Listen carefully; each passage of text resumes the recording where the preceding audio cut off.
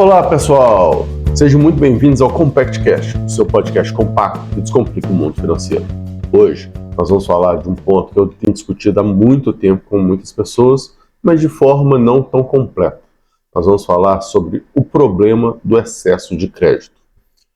Eu falo isso com muita tranquilidade há muito tempo, e não em termos políticos, mas em termos técnicos, que um dos problemas do Brasil começou com o excesso de crédito dado nos anos 2000, né?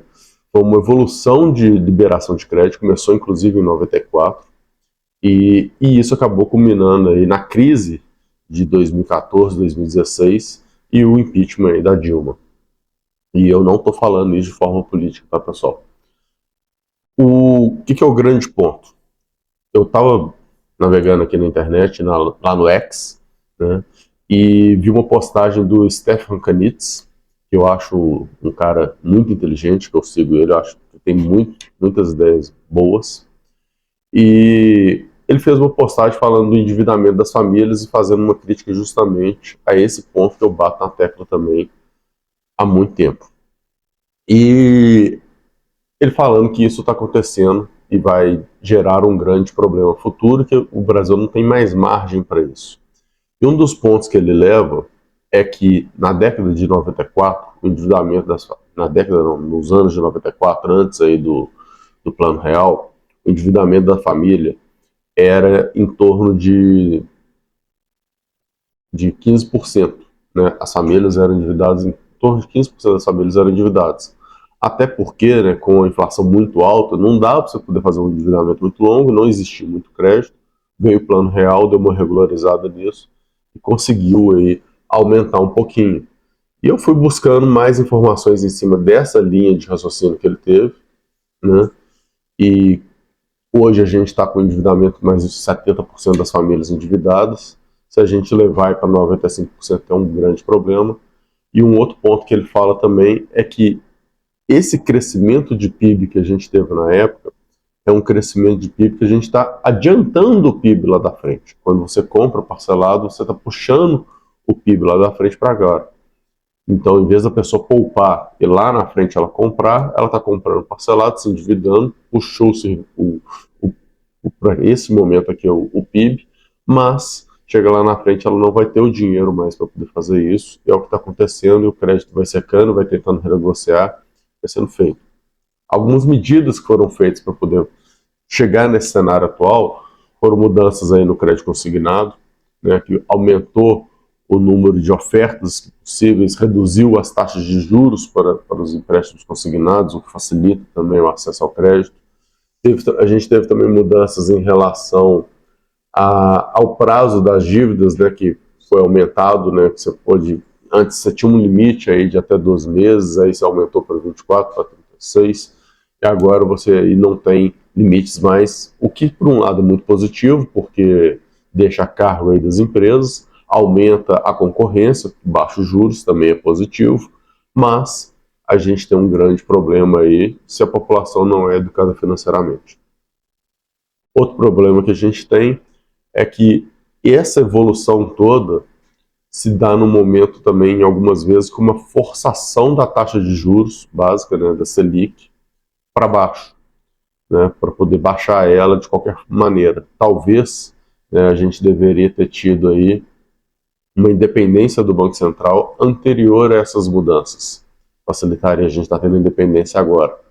A gente já falou, inclusive, dessa última reunião, que está mostrando aí uma diferença do corpo técnico que vai entrar versus o corpo que estava, mas ainda tem um equilíbrio. E apesar de tudo, né, algumas falas aí ajudaram nesse contexto. A gente vai falar disso outro dia no resumo semanal. A gente comenta um pouco mais disso. Mas são pontos interessantes, né, que a gente vai vendo da evolução de como a população gastava versus como ela passou a gastar e aí passando a se endividar, pagando 2 vezes por uma geladeira, 2 vezes por um carro, 2 vezes por um micro-ondas, em vez de estar pagando o valor ali normal dele, ou até mais barato pagar na vista. A gente entende uma necessidade, né, das pessoas comprarem alguns bens imediatamente, por exemplo, comprar uma geladeira. É fundamental, né, viver sem uma geladeira nos dias de hoje é algo muito complicado e é necessário. Mas, às vezes, a grande questão fica: você está comprando uma geladeira de 24 vezes porque você não tem o dinheiro para pagar ela à vista? Será que você poderia estar comprando, em vez de comprar este modelo, comprar um modelo mais barato? Né? Então, esse é o grande raciocínio que as pessoas precisam fazer. Que talvez o bem que ela está tendo condições de comprar, porque a parcela está cabendo no bolso dela hoje, e é hoje, amanhã a gente não sabe, porque a renda dela pode mudar. Se aquela parcela está cabendo no bolso dela hoje, será que vale a pena ela se endividar tanto, já que ela não tem o dinheiro à vista? Eu já vi casos, e vocês com certeza conhecem casos, se não aconteceu com vocês, com outras pessoas, de pessoas que compraram aí smartphones, né, com valores acima, inclusive, do salário delas, e acabaram sendo roubados no meio do caminho, ou o equipamento estragou, se não for um smartphone, se for uma geladeira, por exemplo, ou alguma outra coisa, antes de terminar de pagar as parcelas. É um problema sério isso, né? É um problema que a pessoa está com vontade daquele bem, porque aquele bem tem um status, aquele bem tem algo que faz sentido.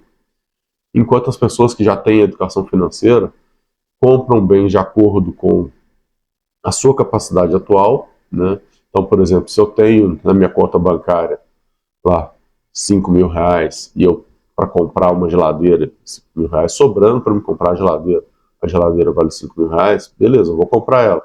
Se não tiver o desconto à vista, vou parcelar em 24, 36, 72 mil vezes, né? Isso a gente já falou no episódio Parcela no Crédito. Mas o grande ponto é que eu tenho o dinheiro efetivamente para poder fazer essa compra. E isso que é o ponto que a gente precisa ficar de olho. Ter o dinheiro. Agora, se eu não tenho dinheiro para comprar à vista, comprar aí um bem parcelado em tantas vezes é um grande problema. Inclusive, a gente tem visto muitos vídeos sobre amortização de dívidas. Por quê? Porque as pessoas pegam uma compra de uma casa, que é um bem muito mais caro, né, e aí é realmente difícil de pagar à vista, e quando elas fazem lá com financiamento de 30 anos, se elas deixarem para pagar durante esses 30 anos, vai ser um grande problema para elas.